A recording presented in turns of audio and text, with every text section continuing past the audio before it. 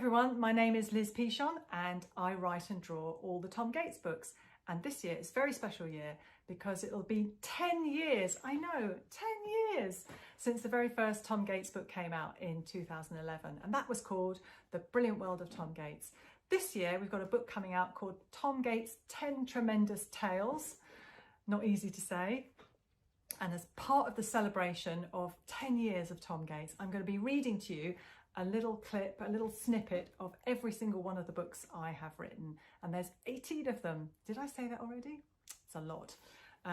Right now I'm going to read from Tom Gates' DogZombies Rule for now. So DogZombies is the name of Tom's band. Tom, Derek and Norman are in a band together and they draw dog zombies all the time. So I'm going to start from the beginning. There he is. There's Tom. He's very excited.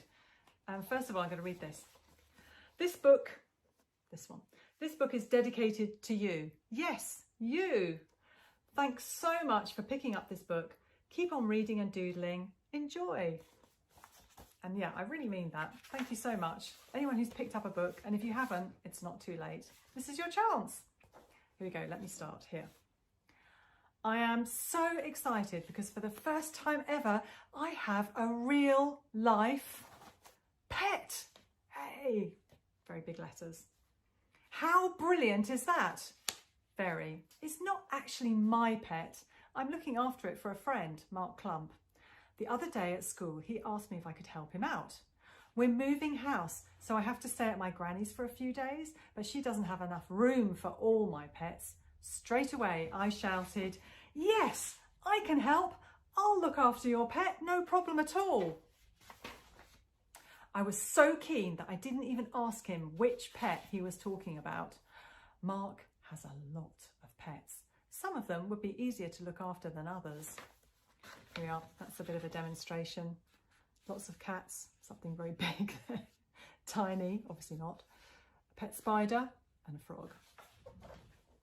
Thanks, Tom. I'll come over to yours after school and bring everything with me, if that's okay. Great, I told him. It was only when I walked back to class that I started to think, on a scale of 1 to 10, how happy would Mum and Dad be about me looking after a pet?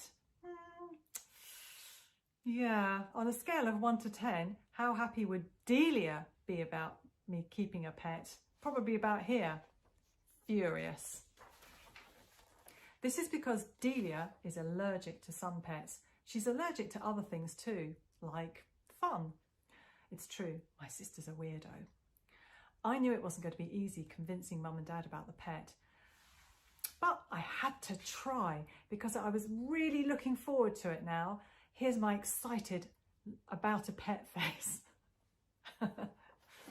When I sat down at my desk, Marcus Meldrew looked me up and down. Why are you smiling so much? Have you forgotten it's maths this afternoon? I had. Stupidly, I only went and told him about Mark's pet. I'm looking after it for him for a while, as he's going to his granny's, and that's why I'm in a good mood. You're looking after Mark's pet snake? No, not his snake, one of his other pets, I said confidently. I'd forgotten about his snake. Oh, I bet it is his snake. Do you want to know why? Not really, I sighed. Marcus ignored me and carried on talking. Mark's granny will not want the snake in her house because it might escape and try and eat her. At this point, Amy stopped reading her book and said, "For your information, Mark has a corn snake and corn snakes don't eat people." See, Amy knows I'm not looking after his snake anyway, I told Marcus, hoping he'd stop interfering. He didn't. There's a first time for everything, Tom. And once that snake's in your house, he could wake up really hungry and slither towards you and then chomp, you're gone. Or at least chewed. Marcus was pretending his arm was a snake now. Why did I tell him anything? I should have just kept quiet. He's doing this. He carried on doing his silly snake impression until his arm got tired. Then he hissed at me instead. Hiss! Ow, which was annoying. Amy looked up again. Put a sock in it, Marcus. I'm trying to read. Exactly. Shh. Will you? I agreed. I thought your sister was allergic to animals, Amy suddenly asked me.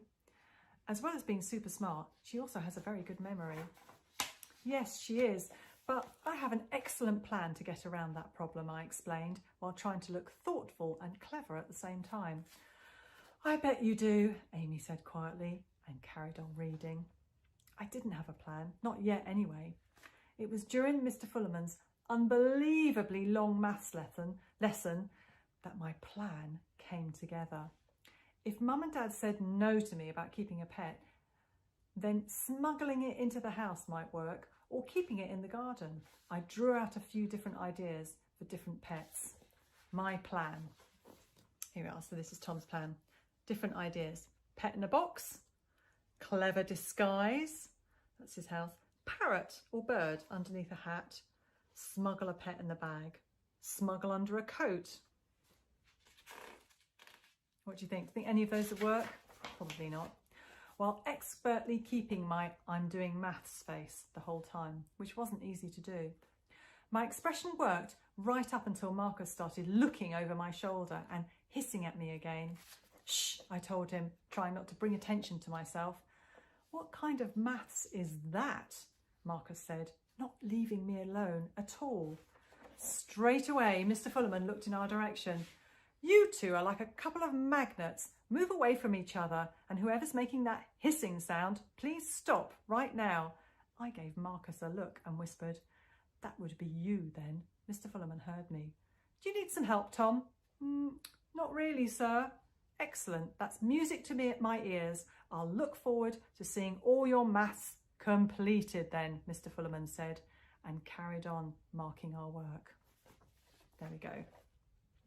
So that's a little bit from Tom Gates' Dog Zombie Rule for Now by me, Liz Pichon. Hope you enjoyed that. Like I said, there's 18 other books you can read, and I always put things to do in here. So I wanted to take the opportunity to explain to you about this page. I don't know if any of you know how to do your 9 times table on your fingers, but here goes. So when I discovered this is a bit of a revelation for me. So obviously you have 10 fingers. Most people have 10. So you put down, let's say, we'll start from here. So you go 1, so that's 1. 1 9 is how many fingers left? 9. Right, then you put down the second finger. So that means 2 9s are 1 there, and how many fingers you got left? 8. God. So it's 18. 1 and 8. 18. 3 9s are 20 to 7. Fourth finger down, 4 9s are 30, 3 fingers, 6. 5 9s are 45. Am I making sense? 6 fingers, 6 9s are 54. 7 9s are 63. 8 9s are 72. 9 9s are 81. It's 8 fingers there. Do you understand? So it's 8 fingers there, 1 finger there, and 10 9s are 90. Obviously, you haven't got any more fingers. So I thought, when I still use that now because I'm terrible at maths. So there you are. That's in the book too. Bye.